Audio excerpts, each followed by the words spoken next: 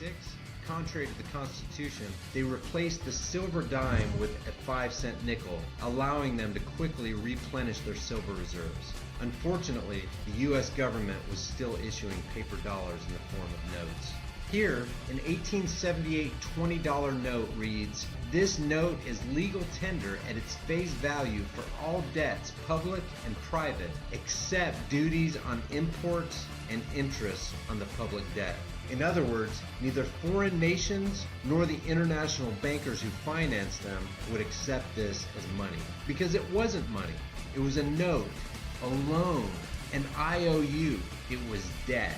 The creators of this debt are saying, you can use it as money among yourselves, but don't try to pay us with it. All money created out of thin air is debt. They expect you to accept that debt as a fair trade for your labor, while they reject that debt for themselves. I went downstairs, I was leaving the Pentagon, and an officer from the Joint Staff called me into his office and said, I want you to know, he said, "Sir, we're going to attack Iraq." And I said, "Why?" He said, "We don't know." He said, I said, "Well, did they tie Saddam to 9/11? He said, "No." He said, "But I guess they don't know what to do about terrorism, and so they think, but they can attack states, and they want to look strong, and so I guess they think if they take down a state, it will intimidate the terrorists." Well, I walked out of there pretty upset, and then we attacked Afghanistan. I was pretty happy about that. We should have. And then I came back to the Pentagon about 6 weeks later. I saw the same officer. I said, why haven't we attacked Iraq? We still going to attack Iraq? He said, "Oh, sir," he says, "it's worse than that." He said, he pulled up a piece of paper off his desk. He said, "I just got this memo from the Secretary of Defense's office. It says we're going to attack and destroy the governments in 7 countries in 5 years. We're going to start with Iraq, and then we're going to move to Syria, Lebanon, Libya, Somalia, Sudan, and Iran." President Barack Hussein Obama has been supporting terrorism. The United States has been funding and aiding its organizations, including the Muslim Brotherhood and Al-Qaeda, for many years now. The same enemy we're supposed to be defeating on the battlefield. On social media purporting to show U.S. servicemen speaking out against a looming strike against Damascus. People in military dress are seen posing in front of cameras with signs saying that they didn't sign up to fight with Al-Qaeda in Syria. These pictures cannot be verified. The Pentagon is reportedly looking into the possible identities of those involved.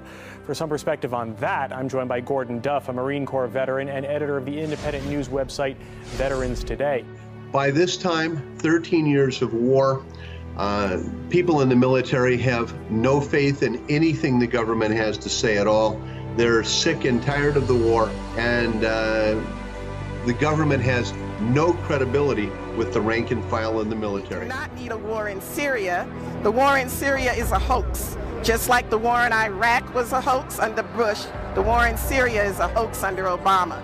He's talking preemptive strike, the same as Bush. He's talking sending in troops, the same as Bush. The difference is that once we start a war in Syria, it's not just a war with Syria. Russia will be called into Syria's defense.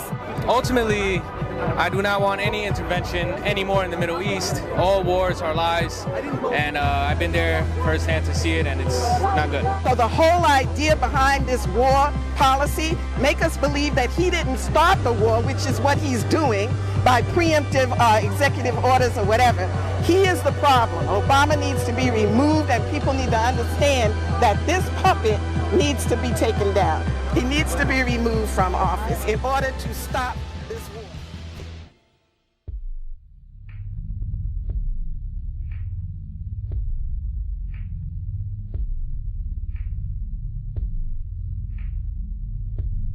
Some might be surprised to learn that the fate of America's economy has already been determined, verified, and announced by the Obama White House. Yet, it has received scant attention from the corporate media.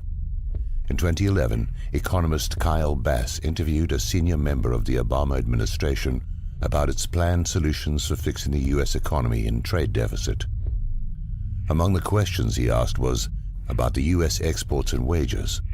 But the question itself was not nearly as important as the response he received from the senior administration official. In fact, this single 7-word response clarifies everything, explains everything, and leaves little else to discuss. We're just going to kill the dollar. There it is, the entire agenda in one short sentence. It explains everything we've been seeing domestically and globally. That one statement makes every other question irrelevant, or otherwise answers all economic questions and explains everything. Nothing else matters.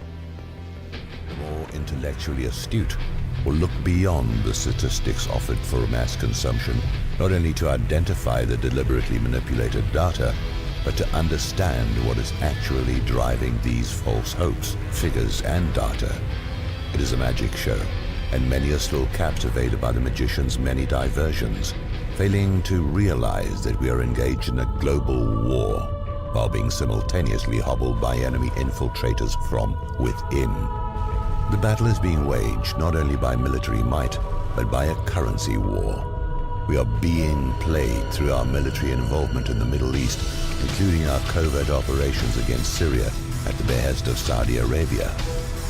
Unlike Iraq, the war in Syria will explode, turn hot, and we will be engaged in an ominous battle that will quickly expand and turn dead. Just as certain the collapse of the dollar is coming, so will be chaos on the streets of America caused by this plan to kill the dollar.